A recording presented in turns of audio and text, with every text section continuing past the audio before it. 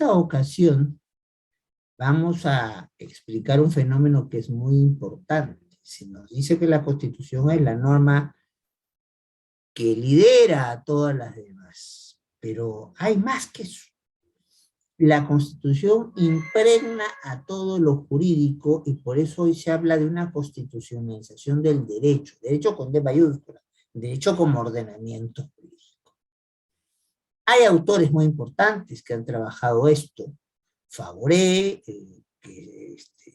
que básicamente a quien yo voy a seguir en este esquema, pero también tenemos en Italia trabajos muy importantes hechos al respecto.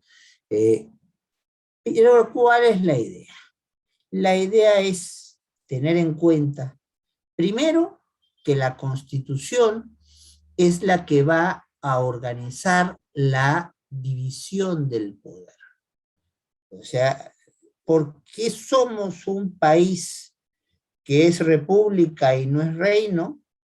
¿Por qué somos un país con algún tipo de descentralización, pero unitario y no federal como los Estados Unidos? ¿Por qué entonces somos un país presidencial con atenuantes, pero presidencial y no parlamentario? Una respuesta muy simple. Uno agarra la Constitución peruana y ahí está. O sea, la manera de organizar el poder jurídicamente lo marca la Constitución. Ese es uno de los primeros, de los tres efectos principales que se plantea como de la constitucionalización del derecho. Hoy nadie puede decir, yo tengo competencia municipal. No, un momento, vamos a ver qué dice la Constitución y el bloque de normas que se amparan en la Constitución para ver si esto es un tema municipal, es un tema regional o es un tema de alcance nacional. Puede cambiar a alguien el esquema de que el presidente no tenga lo máximo, la lógica de jefe de Estado, jefe de gobierno, entonces lo que tendrá que hacer es una modificación de la Constitución. Entonces, hay cuestiones de cómo se organiza el poder en un Estado que no se dan como nos gusta, se dan porque la Constitución que tenemos así lo decide. Primer elemento de constitucionalización del derecho, planteado la lógica de Guastini, que también de alguna manera en Italia la siguen de la misma manera especialistas como mejor dicho, Guastini en Italia y Favoré en Francia. Segunda caracterización importante de la constitucionalización del derecho. ¿Cómo se configuran las normas? ¿Por qué algo se aprueba por decreto? ¿Por qué algo se aprueba por resolución? ¿Por qué algo se aprueba por ley? ¿Por qué algo se aprueba por ordenanza municipal? ¿Por qué algo se aprueba por reglamento? ¿Por qué algo se aprueba por decreto legislativo? Etcétera, etcétera. Porque precisamente esa lógica de las fuentes del derecho, o sea, cómo se crean normas jurídicas, lo define la Constitución. La Constitución lo define cada vez que te dice por ley se aprueba tal cosa. Entonces tú sabes que ese asunto no lo puedes reglamentar con una ordenanza municipal, no, es ley. Entonces, cuando ya hay una transferencia de competencias que hace la Constitución a gobiernos regionales o a gobiernos municipales, ya sabes que la norma aplicable es esa.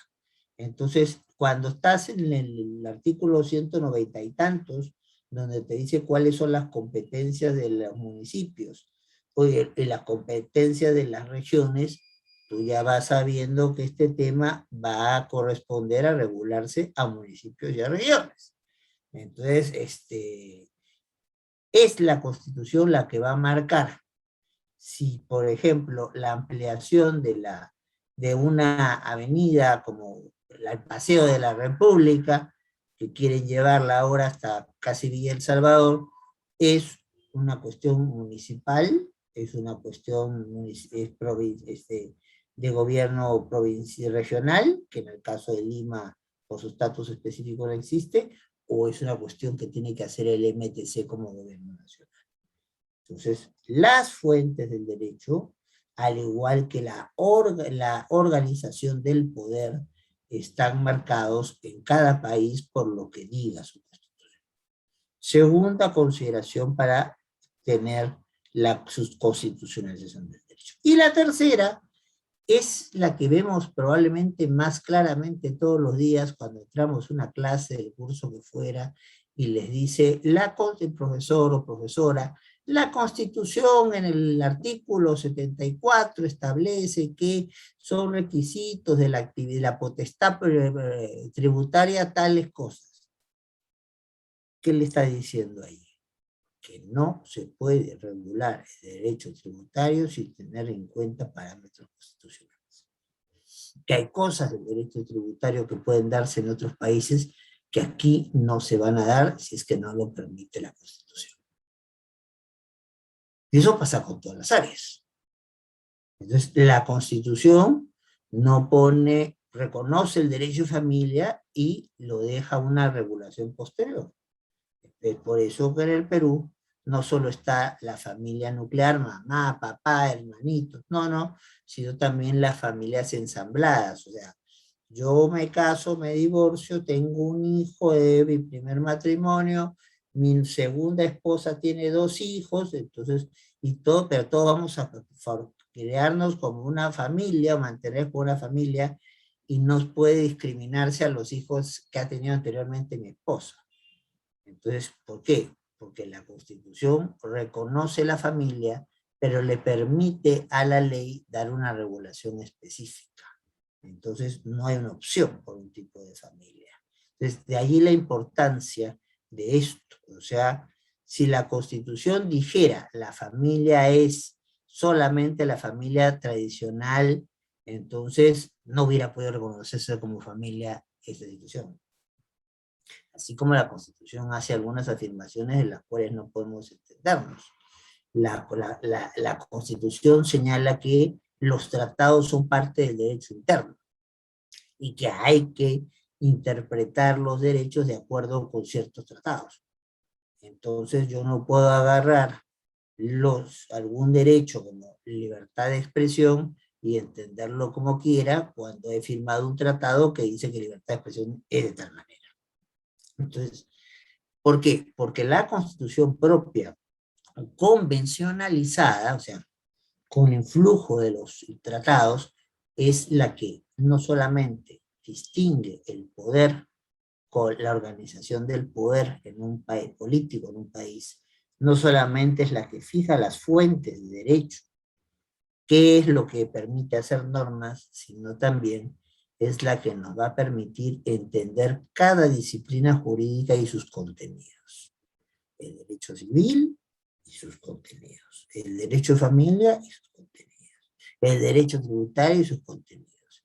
Y un largo etcétera.